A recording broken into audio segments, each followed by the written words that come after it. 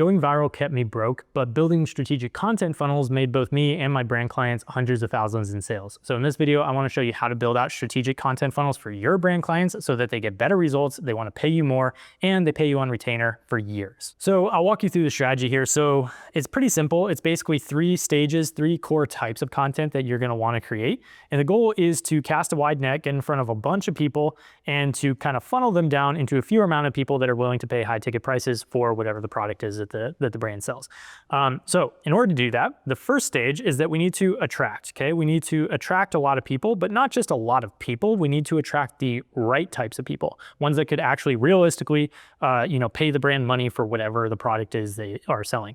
So a lot of creators optimize for things like views, right? Or likes or saves. And the reason they do it, I get it, is because it's easier to track. It's easy to just look on Instagram and see, okay, I got this many views, this many likes, this is the engagement rate, whatever it might be. But in reality, those metrics are just vanity metrics and they don't actually translate to sales for the brand. So if all we're doing is optimizing for those, we're basically just building a page that has good engagement, but it doesn't actually do anything for the company itself. It's just kind of turning it into an influencer, okay? So they're not actually going to be able to get results, and therefore they will not want to pay you long term. So instead of focusing on these types of things, we actually want to focus on attracting the right types of people that can actually afford the product. And the way we do that is by understanding who the client's core customer profile is. One of the best ways to do that is to just ask them, who is the best type of client that you guys, or the best type of customer that you guys have, and how can we attract those types of people? So I'll give you an example. We'll kind of use it as an example throughout this entire presentation. But I work with this inflatable tent company, and it's a higher ticket price, right? It's like $300 for this tent. So a little bit on the higher end. It's more expensive than something you buy at like a Walmart or something like that. So most people probably would not be willing to pay that. But there's a certain subset of the market who would. So basically what we did, or what they did, I should say, is they surveyed their best customers and they figured out why did they actually want to purchase a product or purchase the tent from them versus anything else, right? They started looking at reviews. What did people really like? And we started to realize that there was certain use cases and certain types of people that really resonated with this product.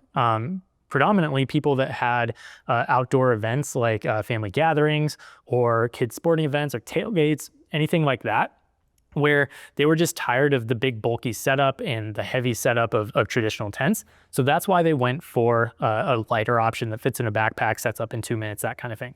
So most of our viral content or our attention getting content is kind of designed around the pain point of a big, heavy alternative and how this is so much better than that. Another way you can do it is by making relatable content, right? So a relatable pain point or relatable event that people that is in the core audience would really like watch and be like, oh man, that really sucks, or I can totally relate to that. If you can create those kind of visceral reactions, that's what's going to create the shareability where the ideal client that you want to get in front of relates to it, and then they go share it to their friends that are probably similar to them that also relate to it, and then that's when you get the viral factor. But again, only for the types of people we actually want to get in front of. So a lot of people make the viral status or whatever 100% of their strategy. I actually only think it should be about 60% of the strategy, and that gives us ample opportunity to get in front of a lot of people, but it also gives us ample opportunity to actually sell. So most people will stop here. They'll just try to go viral, and they won't actually bring people down the funnel, because as you go down the funnel, you're going to get less views, probably less engagement, less comments. It doesn't look as sexy, but that's what's required because there's going to be less people than here who are actually going to make a purchasing decision. And that's how you actually make money for the brand and build out a cohesive content funnel. So the second stage is once people are mildly aware that the product or the brand exists, we actually have to nurture them and build trust that this product is what they need and it's the best option to solve the problem that they want to solve, okay? Sometimes people call this the education phase. And this is when people are kind of in they're in a buying phase and they're looking at the different options, okay? So think about whenever you're looking to buy a new camera, right? What are you gonna do? You're gonna look at the reviews, you're gonna look at the specs, you're gonna look at people's lived experience of what they think of the product, and then you're gonna make a decision from there. So same kind of experience we're trying to create on the brand side, okay? So this is gonna be about 30% of the content strategy.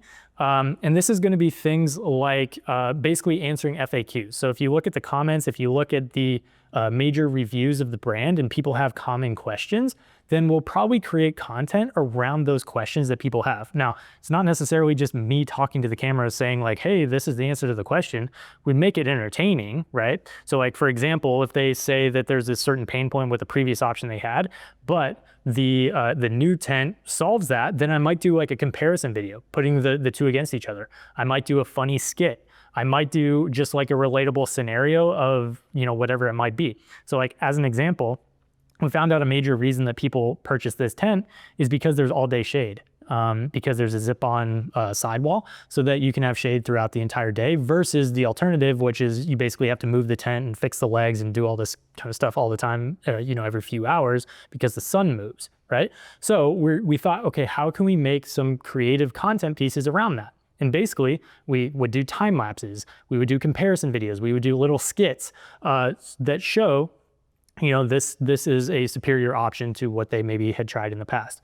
Another thing is that people would complain about how heavy and bulky their previous option was because they weigh like 80 pounds, you need like 3 people to set it up, whatever. So we would make videos about the ease of use, the ease of setup, how light it is, how it only takes 2 minutes. We would time literally how long it takes to set the thing up, to educate people and to nurture them on how easy it is to actually set this up in comparison to maybe some of the options they had tried in the past. And as a result, it takes people who are mildly aware of the brand and makes them kind of raving fans of like, hey, this could actually potentially work for me, okay? So that's about 30% of the strategy. Now, some people might buy right there. They might click the link in bio, whatever. Sometimes we can run these as paid ads if we, boost the post, something along those lines.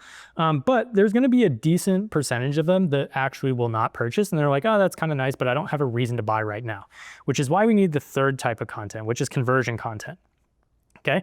Now, this is not gonna get a lot of views, and that is okay. It's also not going to get a lot of engagement, and that is okay, because the goal here is to take people who are aware of the brand that think like, hey, this is a legit option, like I might want to buy this, into, okay, I need to buy it right now, and obviously, handing over money to the brand. So the way we do that is through direct call to action ads, through special offers. It could be discounts if the brand runs a certain type of discount offer, something like that.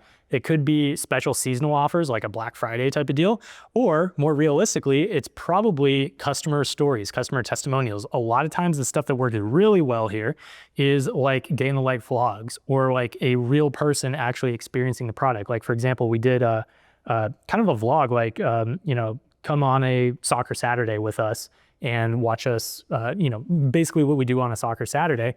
They set up the tent, they show the ease of use, they show a bunch of other things that happen on that day, not just the tent, but they talk about specific, selling features of the tent that's probably not going to appeal to these people, but will appeal to these people and will eventually make them purchase. Now, again, the goal here is not to go viral. It's not to get a bunch of views. They might, on occasion, they might, but the goal is to convert people into actual sales. And this is going to be about 10% of your strategy. So let's just say, hypothetically, our offer is like 20 videos a month, something like that, okay?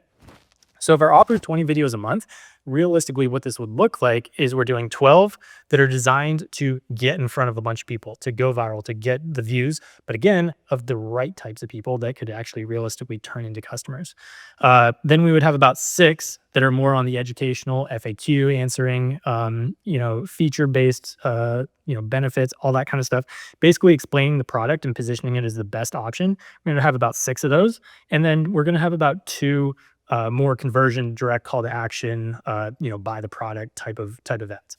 Now, the cool thing is these can definitely be run as top of funnel. These can definitely be run as top of funnel ads, literally by just boosting it.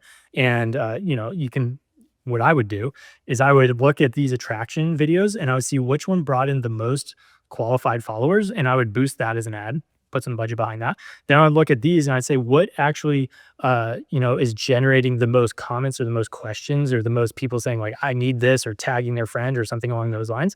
I would probably boost that as an ad. And then lastly, these ones, you can create a few different top end hooks, or a few different versions, a few different people in the talent filming these, and ultimately be able to run those as ads as well. So now we have 20 videos that are not only top of funnel ads attracting people, but are also educating and nurturing them towards a sale, which means that they're going to get much more bang from their buck versus just creating a few viral videos. So this exact strategy that I just laid out is exactly what I do for my brand clients. And it's also what I teach my creator clients in Paid to Create. So if you're interested in me actually building this out for you, showing you the pitch decks, the offer, how to sell it, the price points, how to onboard people, the strategy, all that kind of stuff, then you can go ahead and book a call at the link below with a member of my team that walk you through our entire strategy, how it works, and see if it makes sense to work with us so we can implement this for you. Otherwise, hopefully you enjoyed this video. If you did, give it a like, subscribe if you haven't already, and I'll see you in the next one.